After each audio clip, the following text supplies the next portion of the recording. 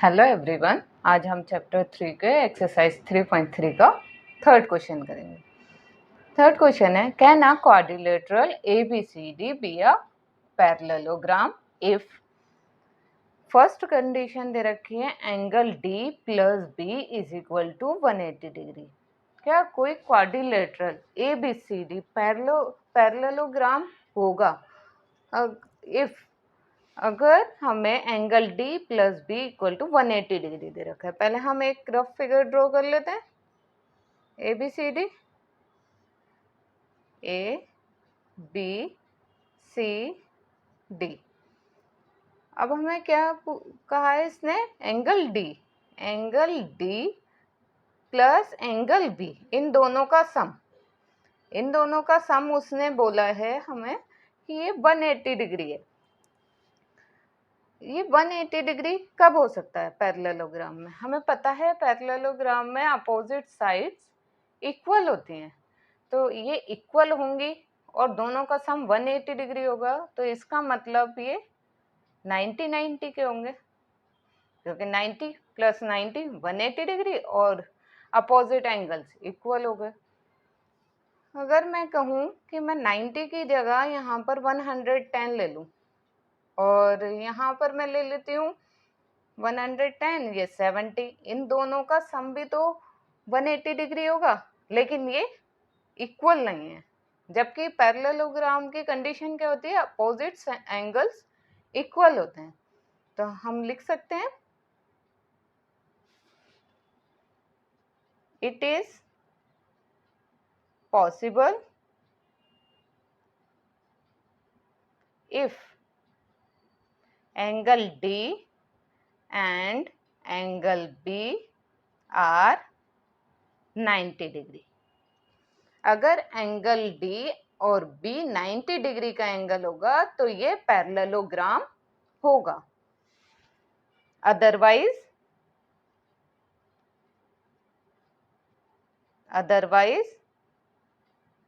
Not possible.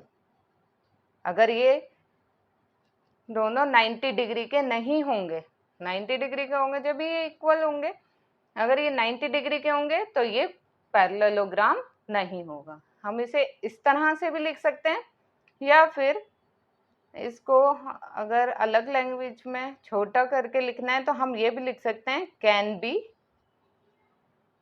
But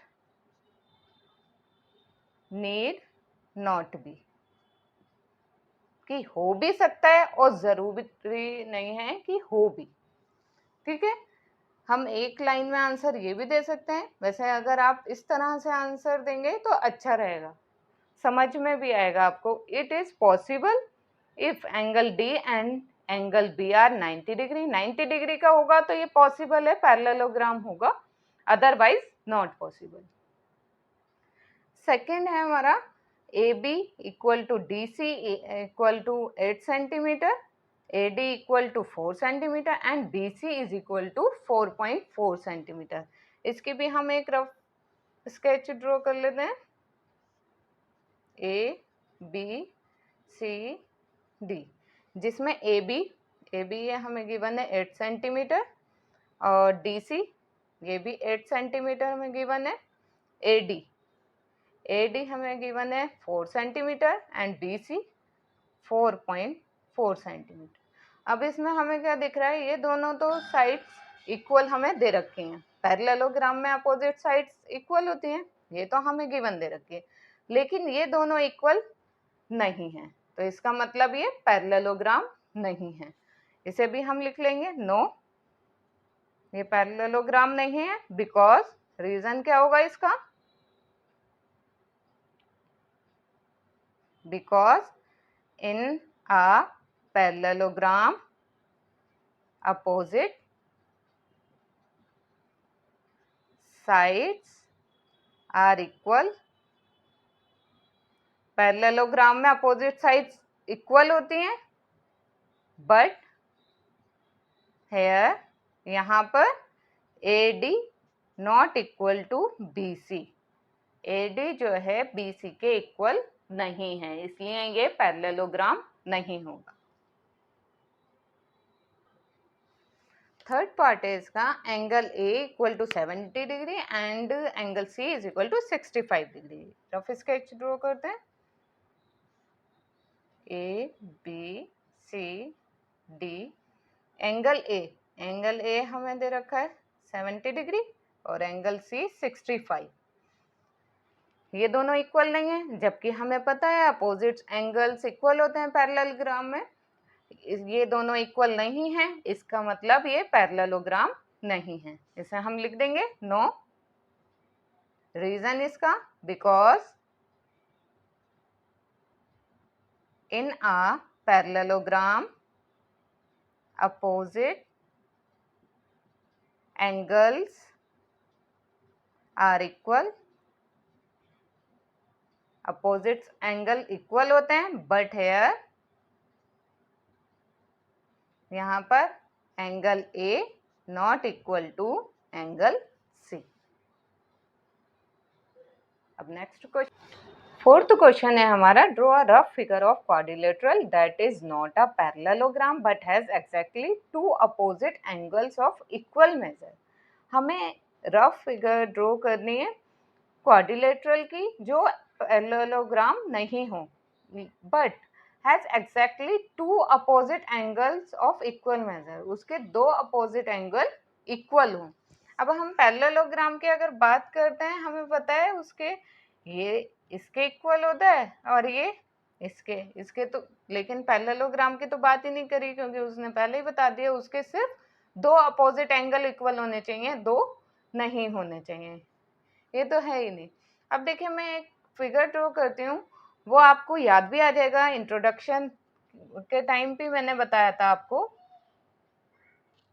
ये देखिए, ये क्या है, काइट, जिसकी दो साइड छोटी होती हैं और वो एक दूसरे के साथ इक्वल होती हैं और दो साइड बड़ी जो इक्वल होती हैं। ये दो साइड इक्वल होती हैं एडजेसेंट साइड्स और ये दो एडजेसेंट साइड इक्वल होती हैं और इनके बीच में जो एंगल बनता है ये इक्वल होता है, बट ये वाले एंगल एक दूसरे के इक्वल नहीं होता। तो ये हमारे ऐसी कौन सी फिगर है, काइट। कौन सा क्वाड्रिलेटरल है हमारा, ये kite.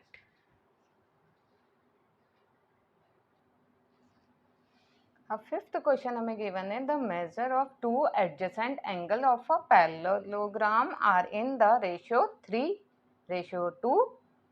Find the measure of each of the angles of the parallelogram. हमें दो एडजेसेंट एंगल दे रखे हैं पैरेललोग्राम के, एक पैरेललोग्राम हमने रफ फिगर बना ली जिसके दो एडजेसेंट एंगल 3:2 में दे रखे हैं। जब रेशियो हमें गिवन है तो इसका मतलब 3 गुना और 2 गुना होंगे। जैसे हमने दो एडजेसेंट एंगल A और B ले लिया, ये 3 गुना में होगा, इसे हमने ले लिया 2 गुना में। ये 3 का मल्टीपल होगा और ये 2 का मल्टीपल होगा। हमने 3x ले लिया, 2x ले लिया। इसे हमें लिखना भी होगा, हम इसे लिख लेंगे, let angle A is equal to 3x and angle B is equal to 2x। हमने ले लिया ये एंगल A 3x है और एंगल B 2x है। हमें पता है एडजेसेंट एंगल का सम कितना होता है, 180 डिग्री। हम इन दोनों का सम कर लेंगे, angle A plus angle B is equal to 180 degree और लिख देंगे एडजेसेंट एंगल्स आर सप्लीमेंट्री।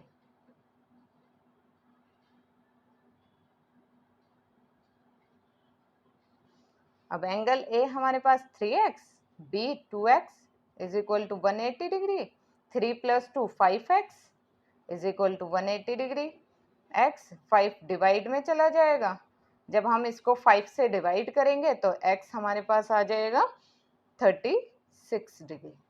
हमारे पास x आ गया 36, हमने 5 से डिवाइड किया 36 आ गया। अब हम वैल्यू निकाल लेंगे एंगल A की। एंगल A कितना था, 3x, इसका मतलब 3 मल्टीप्लाई x हमारे पास कितना है 36।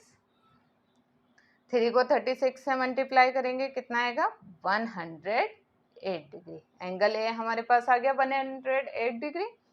एंगल बी, इसी तरह एंगल बी निकाल लेंगे। 2x is equal to 2 multiply 36 is equal to 72। हमारे पास एंगल ए भी आ गया और बी भी आ गया, लेकिन इसमें पूछा है find the measure of each of the angles. इसके सभी एंगल बताने हैं, एंगल डी बी और सी बी। एंगल सी कितना होगा? जो ए होगा, क्योंकि ये अपोजिट एंगल है। तो हम लिख सकते हैं angle C is equal to angle A is equal to, angle A हमारे पास कितना आया था? 108 डिग्री। और ब्रैकेट में हम लिख देंगे अपोजिट एंगल्स आर इक्वल। ठीक है, इसी तरह डी बी के इक्वल होगा। एंगल डी इक्वल होगा एंगल बी के। बी हमारे पास कितना आया था? 72 डिग्री। और इसका भी रीजन क्या है? Opposite angles are equal.